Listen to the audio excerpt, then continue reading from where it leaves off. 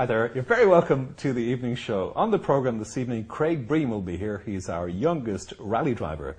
Travel writer Joan Scales will also be here, talking about the 5 top destinations in Ireland for Easter, or for whenever you like. Lots to come on the evening show. As the old saying goes, the old apple doesn't fall too far away from the tree. Nothing could be truer than in this particular case, because we're going to talk to Craig Breen, who's following in the footsteps of his father, who's a rally champion, Ray Breen. Craig, you're very welcome indeed. Now, I know you've won loads and loads of titles in your short career so far, but the most important one of all was to get a place in the academy, wasn't it? Tell us about that and how it came about. I got put into a shootout last August in Salou in Spain. The Pirelli shootout. Was nominated from Ireland. And we won that. There was 16 drivers there. When I say I won, there were 6 drivers picked from the initial 16. And that gave me a place in the WRC Academy this year, which takes place over 6 rounds of the World Championship. One has already happened in Portugal, and unfortunately we were leading it with about 2 or 3 stages to go, and I went off the road. So that's our main focus this year. So we still have 5 more rounds to go, and still a good chance of winning. Great stuff. And just give us an idea of the people like yourself in the academy. You all drive the same type of cars, isn't that right? Yep, the cars are provided by M Sport, basically the team that runs the Ford World Rally team. So all the cars are identical. Basically, it was drawn from a hat at the start of the year, which car you got. So everything is on a complete level playing field. The cars are all prepared the same. You know, no one gets any edge over anyone else. So it's the best proving ground possible to be in at the moment. Well, people say it's expensive enough to run an ordinary car in this day and age, but I'd say rallying must be a fairly expensive sport, isn't it?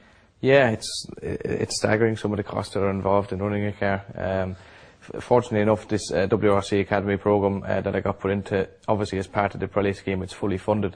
So everything is paid for me, which is great, because I think if I was to do it outside of the Pirelli scheme, it would be, you know, 150,000 euros plus to do it. So having that budget, you know, to spend on my own rallying, to practice for the academy, I'm doing the British Championship and some small key events back at home in Ireland, and a couple of European rallies, just to get myself in good shape for the academy.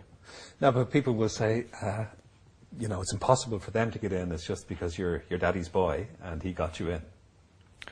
I suppose you're going to get it regardless, you know, no matter what way you go about it, or if you're the best in the world, you're going to get it. But I think, you know, budget is not the most important thing. I think if you have the talent that's required, it will shine through.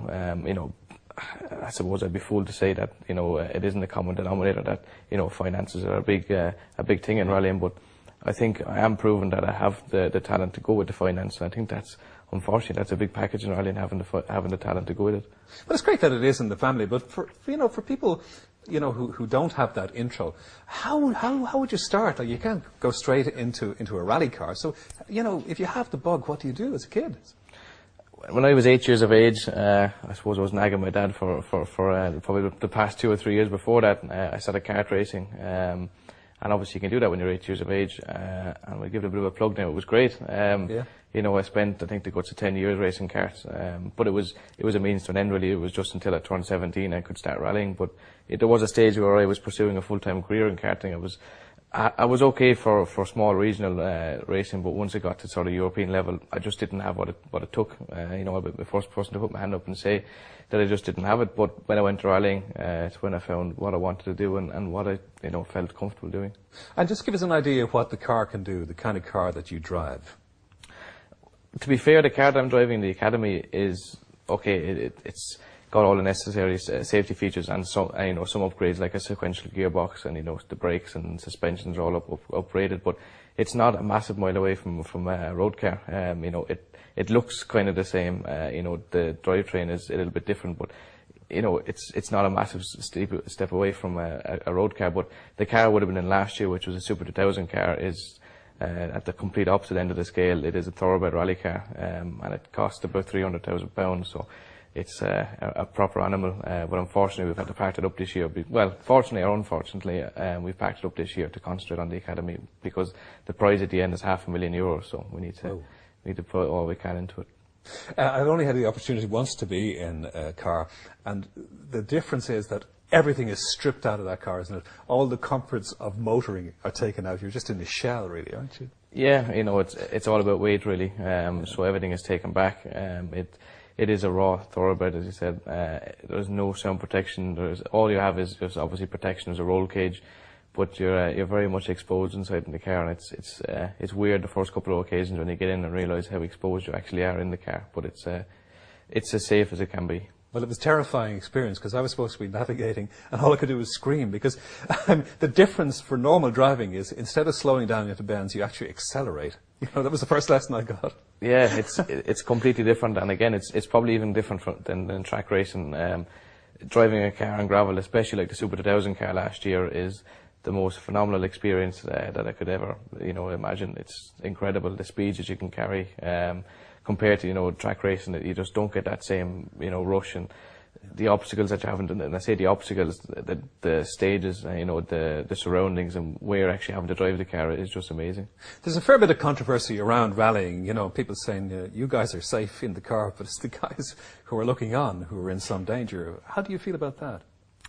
It's a difficult question, and I suppose the best way of comparing it is, and I've heard it before, is it's like comparing, you know, a fight outside a chipper at 2 o'clock in the morning to that of Muhammad Ali or something like this. Right. It's just on the complete other end of the scale. I think the hardcore enthusiasts, you know, understand the risks that are involved in everyday road use, and I'm going to pop the road safety authority hat on now. You know, I really do think that's the case. There is a small minority of, in inverted commas, boy racers, you know, that are, you know, bringing the name down, and I think these aren't the true rallying followers, and you know, we're trying to get that message out there now that we need to keep the race in its place, and we need to keep everyday road speed down. Yeah, well, you're a great man, and you're very enthusiastic, and obviously in speaking about it, but you're also writing about rallying at the moment. Tell us about that. Yeah, we've, in association with Car Sport magazine, I'm writing a column each month. The first edition has got out, I think, the last 3 weeks or so, so that went really well, and it's basically a blog or a diary of what I'm doing. I didn't think it would be so long until I put pen to paper, and it just said it all spiel out. I think it was a double-page spread in the end, so that's gone down quite well, and I think the next one is due to be out quite soon, so I'm looking forward to seeing people's responses, and people can write in and ask questions, and I answer one each month. So, well, give us a sneak preview. What will you be doing next? What's in the immediate pipeline for you? I've actually got 2 weeks off, would you believe, which is a surprise. So I'm quite busy training now. I do a bit of work back at home in my dad's factory, Caltech Engineering, so I'm back there on the weekdays and doing quite a lot of training. So in 2 weeks' time, I've got a rally in the Pirelli Rally in Carlisle. It's around at the British Championship, and from there I fly to Sardinia for the next round of the WRC Academy. So busy. Well, listen, we wish you continued success. It's great to see somebody doing so well in a chosen career, and we'll be looking out for you in the future. Craig, thank you very much indeed for coming in. Thank you. It's great to have you here. Okay, we're going to take a short break, and in just a few moments, Joan Scales will be here telling us about the 5 top destinations in Ireland. See you in 5.